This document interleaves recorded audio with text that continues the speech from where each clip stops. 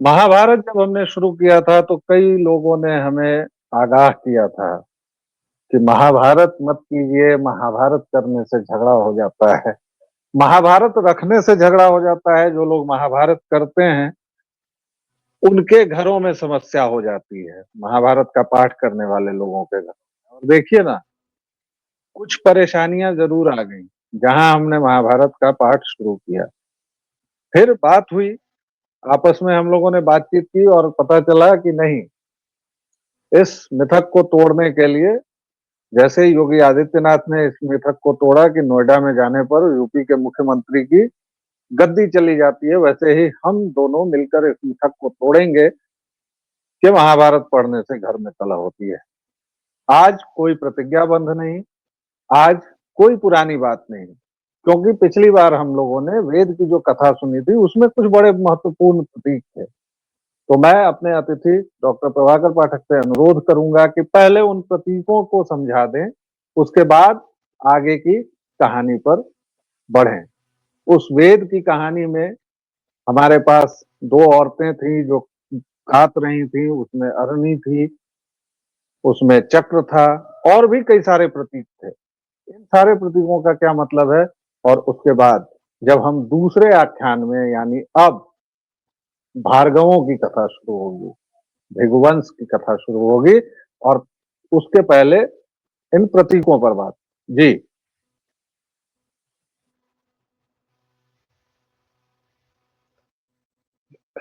प्रणम्य शीर्षा देवं गौरीपुत्रं विनायकं भक्तवासस्मरे नित्यम् आयुकामार्थसिद्धये।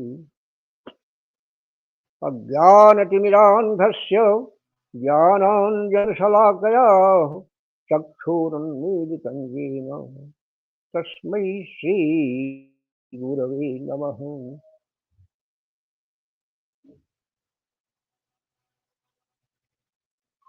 श्रोतावृंद और दर्शकों, इससे पूर्व हमने वेद के शिष्य उतंक की कथा कही और सुनी है। उतंक जब नागलोक में जाते हैं तो वहां उन्हें एक अद्भुत दृश्य दिखाई पड़ता है। वह दृश्य है कि दो स्त्रियां हैं और करघे करघे पर वे सूत काट रही हैं। इन सारी बातों को समझने की आवश्यकता है। उस समय करघा था, यह प्रश्न होगा मित्रों, होगा मित्रों। उस समय करघा था कि नहीं, सूत तो था। हाँ, क्योंकि एक ऋषि हुए हैं, हाँ, जिन्होंने कपास का उसके संबंध में भी कथा आएगी बीच में, फिर मैं छेड़छाड़ नहीं अभी करूंगा। तो सूत काट रही हैं वे स्त्रियां करघे पर। दो स्त्रियां हैं, जिस करघे पर वे सूत काट रही हैं उसमें एक चक्र लगा है। उस चक्र में 12 अरे हैं। अरे मतलब क्या कहिएगा आप, तीलियां कहिए, जैसे समझिए ना कि साइकिल में जो स्पोक होता है वो समझिए। तो उस चक्र में 12 अरे लगे हैं और उस चक्र को 6 कुमार घुमा रहे हैं। और जो सूत कट रहा है उसमें एक धागा उजला है और एक धागा काला है।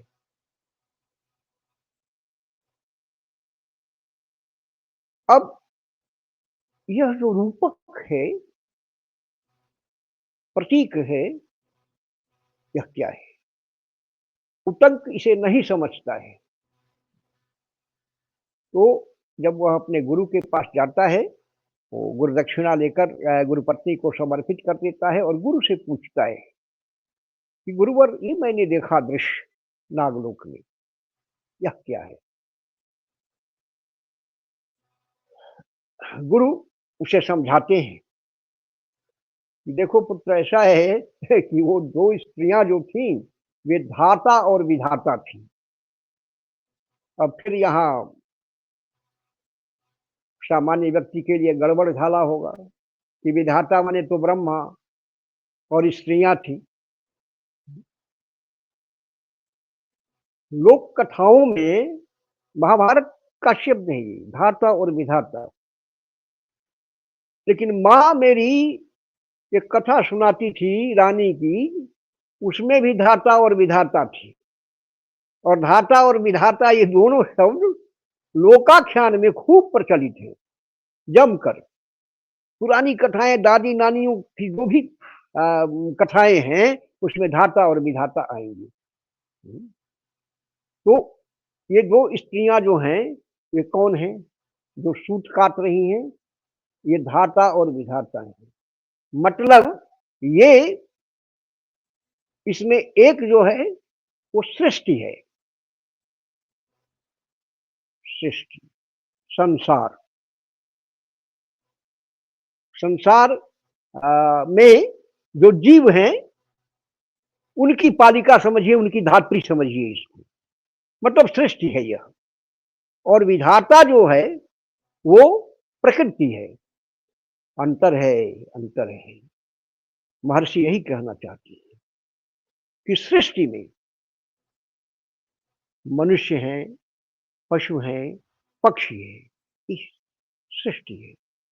लेकिन प्रकृति जो है पालिका है, धाता सृष्टिकर्त्री है, और विधाता ही मैं कहता हूं, क्योंकि ऐसा ही शब्द है वो महाभारत में।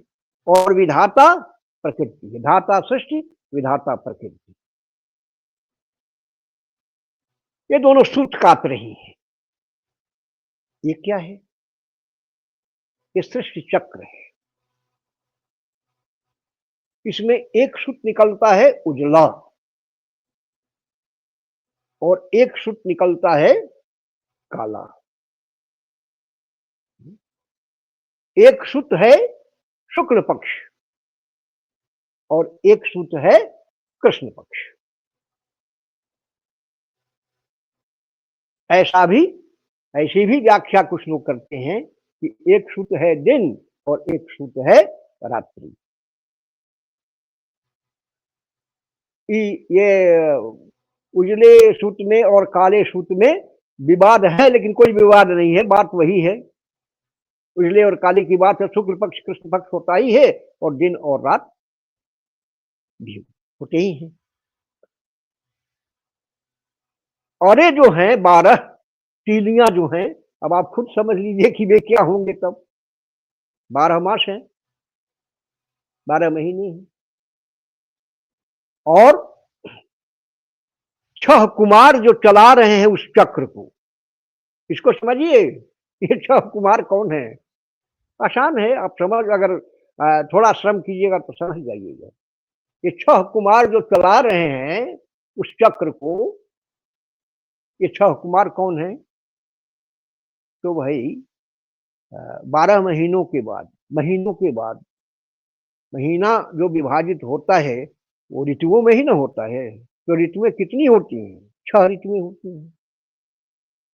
ये 6 कुमार हैं, ये संचालन कर रहे हैं उस चक्र का।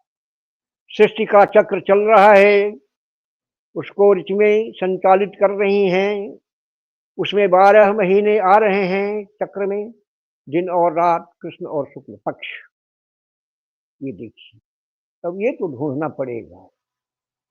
सीधे कह दीजिए कि अरे ये धाता विधाता, उजला फुजला, स्वर्ण गोबर खा लो और अमृत हो जाएगा।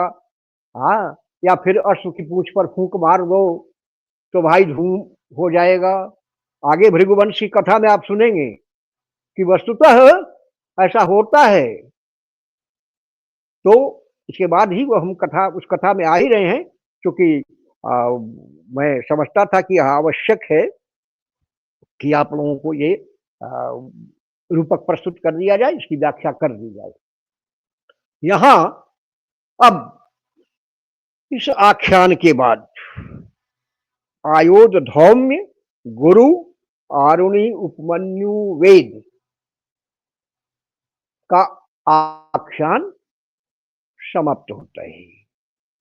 उतंक की बात आगे चलेगी क्योंकि वो तो आप समीक्षा में सुन चुके हैं कि वो जन्मेजय के पास जाता है और कहता है कि महाराज प्रतिशोध लिया जाए, तक्षक ने मुझे बहुत परेशान किया है।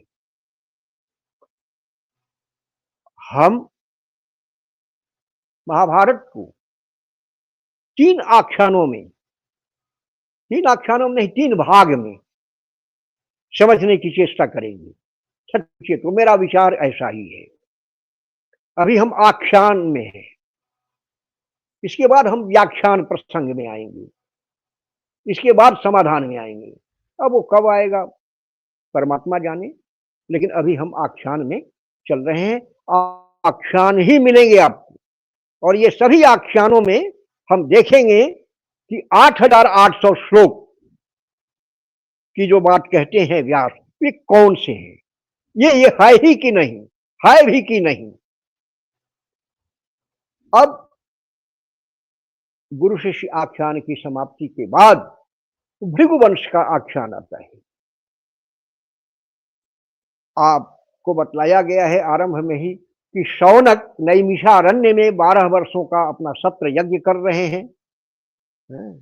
उसमें सूत उग्रश्रवा लोमहर्षण पुत्र पहुंचते हैं और उनसे पूछा जाता है कि महाराज आप तो पौराणिक हैं, पुराणों के ज्ञाता हैं, बहुत सारी कथाएं आपको ज्ञात है, तो अब आप हम लोगों को सुनाइए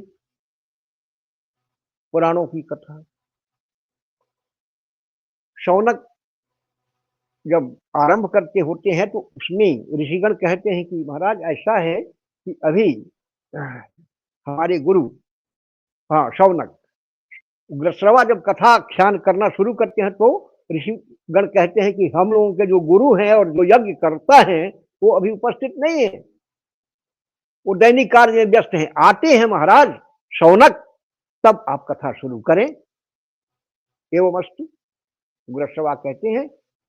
कुछ क्षण के बाद अपने निवृत्त कर्म से निवृत्त होकर शौनक मुनि आते हैं तो उनका परिचय होता है और तब वे लोमहर्षण उग्रश्रवा सूत से कहते हैं कि आप देखकर तो बहुत प्रसन्नता हुई है और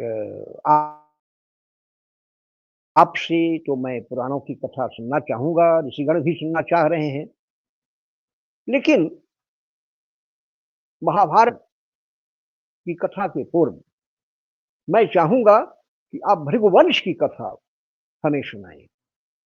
क्यों सुनाएं? भृगुवंश की कथा क्यों सुनाएं? इसलिए कि शौनक जो थे वे भृगुवंशी ही थे। स्वाभाविक है, अपने वंश की कथा आदमी जानना चाहता है, कैसे कैसे योद्धा हुए उसमें। परशुराम को कौन नहीं जानता है। अग्रतः सकलम शास्त्रम पृष्ठतः ससरह धनु। मैट्रिकुलेशन के सर्टिफिकेट पर, प्रमाण पत्र पर परशुराम का चित्र है और अग्रतः सकलम शास्त्रम पृष्ठतः ससरह धनु। विद्या ऐसी ही होनी चाहिए, यह सीख है हमें। दिनकर भी रश्मि रश्मि में लिखते हैं परशुराम के लिए ना, मुख में वेद पीठ पर तर्कश, कर में कठिन कुठार विमल, शाप और शर दोनों ही थे जिस महान ऋषि के संबल। ये भृगुवंशी परशुराम थे। भृगुवंशी कथा सुनाने को कहते हैं शौनक सूत से उग्रश्रवा में कथा शुरू करते हैं। कहते हैं कि मुनिवरों देखो, भृगु वंश अत्यंत पुरातन है और भृगु का जन्म ब्रह्मा से हुआ है। ब्रह्मा के मानस पुत्र हैं भृगु, और भृगु की पत्नी का नाम है पुलोमा। एक बार यह घटना होती है कि भृगु जैसे वो अहल्या की कथा में आपने सुना होगा कि गौतम जाते हैं और इंद्र आकर दूसरे रूप में उनसे अपना दुष्कर्म सिद्ध करते हैं, या जो भी कथा है रामायण। भृगु जाते हैं स्नान करने के लिए, इसी बीच पुलोमा नामक राक्षस उनके आश्रम में प्रवेश करता है, भृगु के आश्रम में, और देखता है कि परम सुंदरी पुलोमा है, भृगु की पत्नी। उस समय पुलोमा गर्भवती है। राक्षस उनका अपहरण करना चाहता है। जो अपहरण करना चाहता है, बड़ी चुटीली बात यहां है जीवन की, वो ये है कि पुलोमा राक्षस जब आश्रम में कभी कभी छुपा हुआ था भृगु के, तो उस समय भृगु के आश्रम में नहीं, भृगु पुलोमा के पिता के आश्रम में छुपा हुआ था। राक्षस का भी नाम पुलोमा और भृगु की पत्नी का नाम भी पुलोमा। पुलोमा के पिता के आश्रम में वो छुपा हुआ था पुलोमा नाम का राक्षस। पुलोमा रो रही थी, किसी कारणवश रो रही थी। मुनिवर ने, उसके पिता ने डांटा फटकारा होगा तो रो रही थी। उसी समय तंग आकर उसके पिता ने कहा कि अरे राक्षस, मैं तुम्हें इसे देता हूं, ले जाओ। ये जैसे कहा था ना वो नचिकेता को बाजस्रवा ने कि मैं तुम्हें यमराज को देता हूं, लड़का यमराज के यहां चल पड़ा। कभी ऐसी बात नहीं कहनी चाहिए, क्रोध में भी ऐसी बात नहीं कहनी चाहिए। पिता ने कहा कि अरे पुलोमा राक्षस, तुम ले जाओ इसे। पुलोमा छुपा हुआ था, उसने समझा कि तो मेरी पत्नी होगी, ना ली।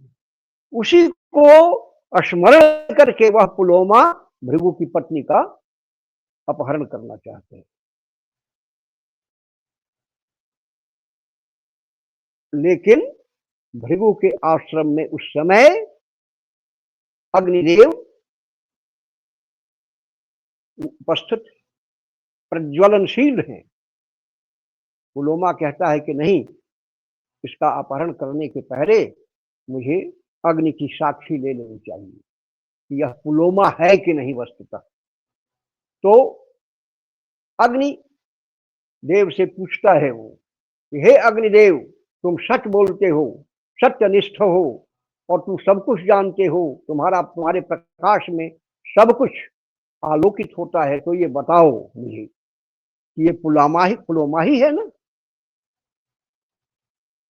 अग्निदेव असमंजस में पड़ते हैं, हाँ, कि भाई अगर मैं सच बोलता हूं कि हाँ ये पुलोमा ही है, तो राक्षस से ले जाएगा, भृगु मुझ पर अप्रसन्न होंगे, और अगर मैं झूठ बोलता हूं तो मेरा धर्म नष्ट होता है। हाँ? वही गोस्वामी जी ने जो लिखा, एक साथ नहीं हो भुआलू, सब ठठाई फुलाएब गालू। अब को दुविधा हो जाती है, क्या कहें क्या न कहें। बहुत देर तक अग्निदेव सोचते हैं, फिर कहते हैं कि नहीं, मुझे सच ही बोलना चाहिए। ये सच बोलते हैं, कहते हैं कि हाँ ये वही पुलोमा है जिसे तुम जानते हो, ये भृगु की पत्नी अभी है। लेकिन एक बात है, उसे समझ लो। क्या बात है? तो तुमको जो इसके पिता ने कहा था कि हे राक्षस इसे ले जाओ, तो ये तो मौखिक बात थी, ऐसे ही अनायास निकल गई थी मुंह से।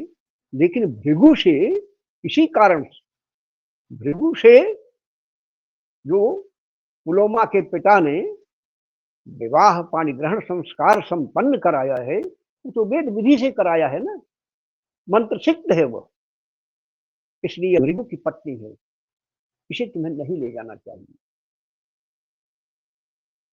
पुलोमा कहता कि मुझे इससे कोई तात्पर्य नहीं है, आप यह बताओ कि यह पुलोमा वही है कि नहीं। कहते हैं अर्जुन, हाँ पुलोमा तो वही है। अब क्या बात है, राक्षस उसे उठाता है, पुलोमा को लेकर वायु वेग से भागता है। मैंने कहा था आपको कि पुलोमा गर्भवती है। तो राक्षस के भागने के वेग से और जो गर्भ पलित हो रहा है उसकी ऋषि पुत्र है। ऐसी भी कथाएं मिलेंगी ही आपको। गर्भ में है, जैसे अभिमन्यु था, लेकिन ऋषि पुत्र है गर्भ में, उसे क्रोध होता है। राक्षस का वेग, गर्भस्थ शिशु की उत्तेजना, ये दोनों मिलकर ऐसी स्थिति उत्पन्न करते हैं कि प्रसव हो जाता है, मार्ग में ही प्रसव हो जाता है। जो पुत्र निकलता है वह उस राक्षस की तरफ देखता है, क्रोधोन्मत्त होकर वह बालक देखता है। पुलोमा राक्षस वहीं जलकर समाप्त हो जाता है। पुलोमा अब वहां अकेली हो जाती है, उस शिशु के साथ, उस बालक के साथ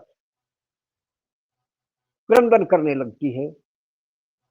क्रंदन करती हुई अब कहाँ जाए, तो ब्रह्मा जी उसके ससुर होते हैं, भृगु पुत्र हैं ब्रह्मा के, उनके पास जाती है और कहती है कि पितामह, ऐसी ऐसी परिस्थिति में मैं घिर गई हूं, मैं क्या करूं। पितामह ब्रह्मा उसे आश्वासित करते हैं, बिठाते हैं और कहते हैं कि पुत्री भय न करो, मैं बुलाता हूं भृगु को और वे तुम्हें ले जाएंगे। भृगु आते हैं आश्रम में, देखते हैं आश्रम सुना है, कहीं कोई नहीं है। तो वे खोलते खोलते ब्रह्मा के पास पहुंचते हैं, वहां पुलोमा बैठी हुई है। उससे पूछते हैं कि क्या हुआ, यहाँ कैसे। देखते हैं उसकी गोद में बच्चा है। तो सारी बातें वह बतलाती है कि ऐसे ऐसे पुलोमा राक्षस आया आश्रम में, मुझे लेकर भागा। यह बालक गर्भस्थ था ही, आप जानते हैं, ये च्युत हो गया। च्युत हो गया मतलब, च्युत मतलब गिर गया, गर्भ से गिर गया, इसलिए इसका नाम क्या हुआ। च्यवनप्राश खाते हैं ना, जरूर खाते होंगे, अभी तो मौसम भी चल रहा है, बहुत से लोग खाते होंगे। वही च्यवन है, भृगु के पुत्र च्यवन, जो च्यवनप्राश आप खाते हैं, उन्होंने ही च्यवनप्राश का आविष्कार किया। जितनी 8 औषधियां अभी दुष्प्राप्य हैं, जो मिलता है वो आपको स्थानापन्न औषधियों से बना हुआ होता है। 8 स्थानापन्न औषधियां हैं, जिससे आज का च्यवनप्राश है च्यवन, लेकिन च्यवनप्राश खाया था उन्होंने। युवा हो गए थे वृद्ध से, शरियाती की पुत्री सुकन्या से विवाह वगैरह किया, ये तो फिर आगे की बातें हैं। तो बालक आपका गर्भच्युत हो गया, अपनी उत्तेजना से, राक्षस के वेग से मार्ग में च्युत हो गया। तो ब्रह्मा ने ही कहा कि इसका नाम च्यवन, इसका नाम च्यवन होगा। इसके बाद पुलोमा पत्नी तो उनकी थी, उसको लेकर भृगु अपने आश्रम में आए। आश्रम में आए, थोड़ा सुस्थिर हुए। सब व्यक्ति जब दुर्घटना हो जाती है ना कोई, जैसे ठोकर लग गई आपको, चलते चलते ठोकर लग गई, तो ठोकर जब लगती है तो वेदना होती है, उस समय आप कुछ नहीं करें। वेदना के बाद जब आप सुस्थिर होते हैं तो क्रोध होता है ठोकर लगाने वाले पर, उस पत्थर पर, उस ठीकरे पर, उस ईंट पर, किसी ने मुझे ठोकर लगाई है। जब सुस्थिर होते हैं आश्रम में भृगु, तो पुलोमा से पूछते हैं कि अच्छा ये बताओ कि तुम पुलोमा है, कि तो वो राक्षस नहीं जानता था, ये बताया किसने इसको। कि तुम पुलोमा ही है। पुलोमा ने कहा कि जो अग्निहोत्र स्थापित है ना आपका, वह प्रज्वलनशील था। और पुलोमा वहीं गया और उन्हीं से पूछा, अग्निदेव से, अग्नि महाराज से पूछा कि बोलो भाई पुलोमा यही है ना। तो उन्होंने कहा, मेरा परिचय बताया कि मैं आपकी पत्नी पुलोमा ही। ये तो बात, अब क्या कहना है भाई। आ भृगु, आपने सुनी है कथा ना। हाँ, ब्राह्मण के संबंध में जो एक कवित्व है उसमें आता है नाम उनका, ब्राह्मण सोखी समुद्र लियो, अगस्त है ना। और ब्राह्मण 60,000 को जारे, कपिल है ना। ये सब सामान्य बातें हैं, लेकिन आगे सुनिए। ब्राह्मण सोखी समुद्र लियो और ब्राह्मण 60,000 को जारे, ब्राह्मण पैठी पताल छलो बलि ब्राह्मण छत्र के दल मारे। ये कुछ नहीं है। अब सुनिए, ब्राह्मण विष्णु को लात हन्यो। ये कौन है महाराज? यही भृगु है। अब इनको अग्निदेव क्या करेंगे? जिसने अग्नि को उत्पन्न ही किया, विष्णु ब्रह्मा या जिसने किसी ने है विष्णु को ही लात मारी उन्होंने। और सहनशीलता देखिए विष्णु की। दरअसल बात थी यह कि देवताओं को, ब्रह्मा विष्णु महेश तीनों देवताओं में देखा यह जाए कि कौन क्रोध को पी जाने वाला है, कौन सहिष्णु है। तो कौन परीक्षा लेगा भाई? तो भृगु को नियुक्त किया गया कि आप परीक्षा लीजिए। भृगु गए सबसे पहले अपने पिता की परीक्षा करने ब्रह्मलोक में। तो उस समय गंधर्वों का गान नृत्य सब हो रहा था। ये भी गए और बिना प्रणाम किए पिता को बैठ गए ठाट से। ब्रह्मा जी ने देखा, कहा कि इस मूर्ख को देखो, बिना प्रणाम किए आकर बैठ गया, भागो यहां। द्वारपाल का भगाओ इसको, महामूर्ख है। भृगु वहां से भागे, कैलाश पर पहुंचे। कैलाश पर पार्वती के साथ बैठे हुए थे भोलेनाथ। बिना पूछे आछे सबको ढकेलते हुए, नंदी को, गणेश को, प्रमथ को, सबको ढकेलते हुए सीधे उनकी सेवा में वहां पहुंच गए। भगवान शिव ने देखा, रुद्र ने देखा, अरे मूर्ख तुम, ये सीधे चला आ रहा है धसा हुआ। हाँ, त्रिशूल लेकर पड़े, वहां से भागे। क्षीर सागर में पहुंचे भृगु। विष्णु के पैर दबा रही थी कमला लक्ष्मी, और शेषशायी थे अपना। हुमक कर ला तुम्हारी विष्णु के वक्ष पर भृगु ने। प्रभु ने आंखें खोली और पैर सहलाने लगे। भृगु के पैर सहलाने लगे विष्णु। कहा कि महाराज ये क्या अनर्थ कर रहे हैं? इस वक्ष पर कितने राक्षसों ने प्रहार किया है, कितने दैत्यों से युद्ध हुआ है मेरा, ये वज्र हो गया है। और महाराज आपका पैर, ब्राह्मण का पैर कोमल, बड़ा कष्ट हुआ। हालांकि लक्ष्मी ने शापित कर दिया, यही है प्रचलित है, लोग प्रचलित। उन्होंने कहा कि ब्राह्मण आज से दरिद्र ही होगा। जाइए, आपने मेरे पति को इस तरह से कष्ट पहुंचाया है, ब्राह्मण हमेशा भिक्षाटन करेगा, सदैव भिक्षाटन से ही उसकी जीविका होगी। ये है भृगु वह थी। और अग्नि ने साक्षी दी है उनकी पत्नी की कि हाँ हाँ यही है। यही है मतलब क्या कि तुम इसे हरण कर सकते हो। अर्थ निकाला उन्होंने। अग्नि का ये प्रयोजन थोड़े होगा, लेकिन अर्थ तो निकालने वाला कहा ना कि जब वेदना सुस्थिर होती है तो व्यक्ति अपने मन से अर्थ निकालता है। तो जी अर्थ निकाला, अर्थ निकाला भृगु ने और अग्निदेव को शापित कर दिया। अग्निदेव को शापित कर दिया। अब इसके आगे की कथा फिर हम देखेंगे, आप लोगों से फिर हम लोग अभिमुख होंगे, बातें होंगी। जी। तो दर्शकों, भृगुवंश का आख्यान अभी शुरू हुआ है और इसमें अभी और भी कई सारे मनोरंजक आख्यान आएंगे। आप लोग देख ही रहे हैं कि हमने इसमें ब्राह्मणों का उल्लेख किया और ब्राह्मण शब्द को लेकर या ब्राह्मण जाति को लेकर। वर्ण की बात अभी छोड़ दें, बहुत सारी बातें कही जाती हैं, की जाती हैं और ये एक तरह से विवादित शब्द है।